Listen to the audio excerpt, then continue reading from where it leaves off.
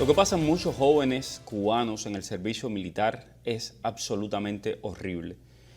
Mucha de esa tragedia ha sido contada por mi siguiente invitado, José Manuel González Rubines, quien es investigador, periodista, profesor, que además tiene un máster en democracia y buen gobierno por la Universidad de Salamanca. Él acaba de escribir un artículo sobre los que no volvieron del servicio militar. Y es que hay algo que se oculta, hay algo que se solapa, y es la cantidad de muchachos que mueren o por suicidio, o porque sencillamente tienen accidentes, o porque los envían a zonas peligrosas, como ocurrió, por ejemplo, con esos muchachos que murieron apagando el fuego en la base de supertanqueros de Matanzas o en las bases militares del oriente de Cuba. Vamos a hablar de todo esto con mi siguiente invitado, con José Manuel González. José Manuel, gracias por esta entrevista, gracias por la posibilidad de conversar de este tema tan importante. Muchas gracias a ti, Mario, por invitarme. Es un gusto estar aquí contigo. José Manuel, lo primero, el tema de el sistema militar cubano y cómo no cuida a estos reclutas, cómo a pesar de vender esto como un deber patriótico, en realidad lo que sucede es que lo utilizan como mano de obra barata y muchas veces terminan o muertos por negligencia, por abusos de los propios superiores. Sí, es justamente como dices. De hecho, a mí me llamó mucho la atención que en muchos de los que conversé para hacer este artículo y otras investigaciones que estoy haciendo al respecto, coincidían en decir, sobre todo, eran muchachos que iban a estudiar después de terminar el servicio y ellos coincidían y una frase que uso en el artículo en decir que los estaban rompiendo. O sea, la frase me parece muy fuerte, es una idea muy fuerte la que transmite y uno me decía, sentimos que nos están cobrando el hecho de querer estudiar aquí. Es terrible porque la situación del país en sí misma es terrible en toda su dimensión. Imagínate estar además preso en una base militar, porque estos muchachos están presos. De hecho, una de las tesis del texto es, los comparo con los presos políticos. O sea, estos muchachos están ahí en contra de su voluntad, están siendo usados, como tú dices, como mano de obra para muchas cosas, están siendo usados por otro lado también para realizar labores para las cuales no están preparados. Ese es, por ejemplo, lo que explica la muerte de los muchachos de supertanqueros, lo que explica la muerte de los muchachos en Melones también. eh, lo que explica muchísimos accidentes. O sea, son muchachos que no están preparados para tener un arma en la mano, algo tan simple como eso que además es básico en una unidad militar. Y ellos no están preparados para eso. Por ejemplo, Alfredo González, con quien creo que en algún momento has hablado, Sí. lo ha dicho muchas veces de su hijo. Mi hijo no estaba preparado para tener un arma, le dieron un arma en la mano, lo subieron en una torre y mi hijo se dio un tiro. Entonces, Y ahí me alegro que toques ese punto porque vamos a la segunda pregunta, el tema del suicidio en el servicio militar, la base de datos que hay, de la base de datos que han contribuido muchas personas, entre ellas la investigadora María Berlao, una gran amiga de esta casa y una persona extremadamente seria y de las personas en las que más confío en su trabajo, en su rigurosidad. Esta base de datos de jóvenes muertos en el servicio militar, muchos de ellos se han suicidado. ¿Por qué el suicidio es una de las principales causas? sí, efectivamente, como dices, la base de datos del Archivo Cuba es muy, muy buena. De hecho, es la base que nosotros hemos tomado para este trabajo, además de algunos casos que hemos comprobado de manera independiente y otros que estamos en proceso de comprobación.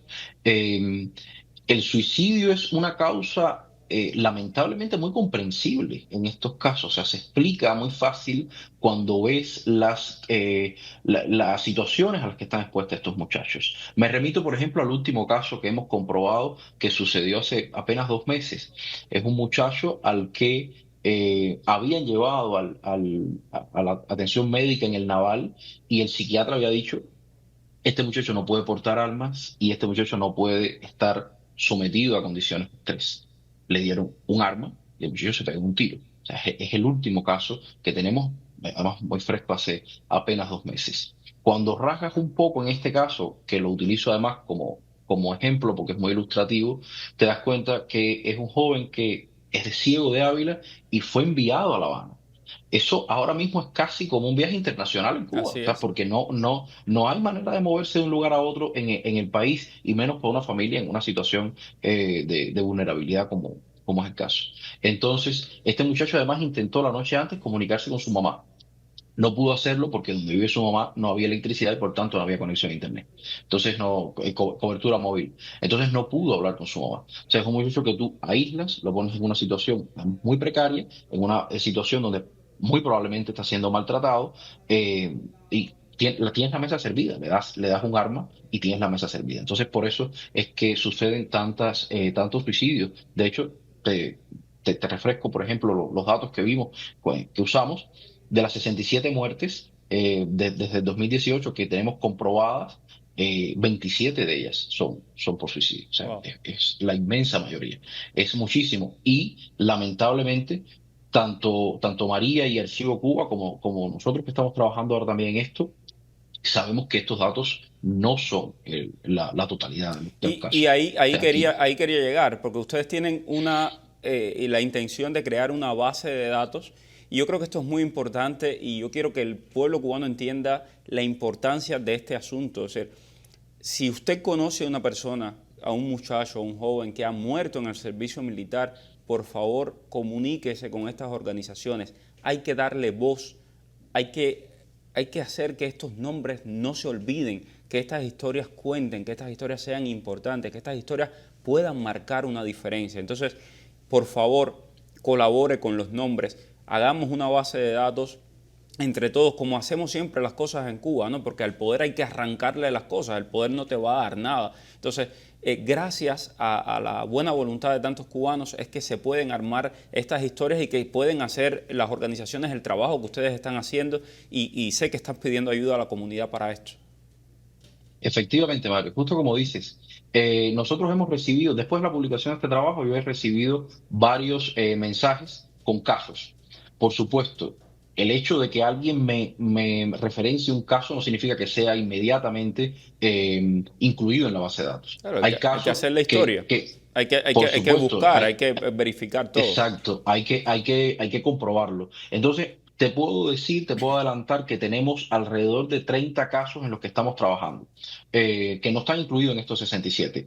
Puede ser un poco más, poco menos, pero alrededor de 30 casos en los que estamos trabajando, además en distintos periodos. Estos 67 son de 2018 a la fecha, que utilizamos este periodo para esta investigación puntualmente, porque quizás sea el momento en que comienzan a agudizarse las condiciones económicas del país, que nunca han sido buenas, pero a partir de 2018 se volvieron peores. Entonces, todavía estos casos están por comprobar. Seguramente ahora, después de la emisión de este programa, recibiremos alguno más, lo comprobaremos, por supuesto, y si resultan ser posible la verificación, pues también estarán incluidos. Y seguiremos Estoy, haciendo cosas con eso. Estoy seguro, José Manuel, me queda muy poquito tiempo, pero quiero hablar, antes de terminar, del tema de la responsabilidad institucional.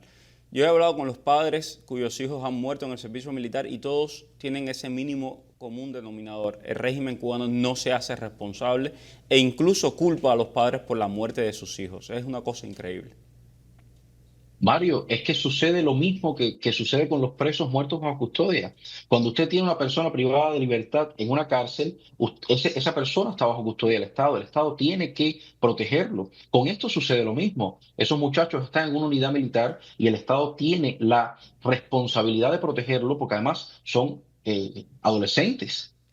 La mayoría de ellos. Entonces, el Estado tiene la responsabilidad de protegerlos. No puede, de hecho, la segunda de las causas de muerte, la primera, como te decía, es el suicidio, pero la segunda de las causas de muerte es la negligencia grave. ¿Y negligencia grave qué es? Estos muchachos que fueron enviados, por ejemplo, a supertanqueros sin estar capacitados para enfrentar un fuego.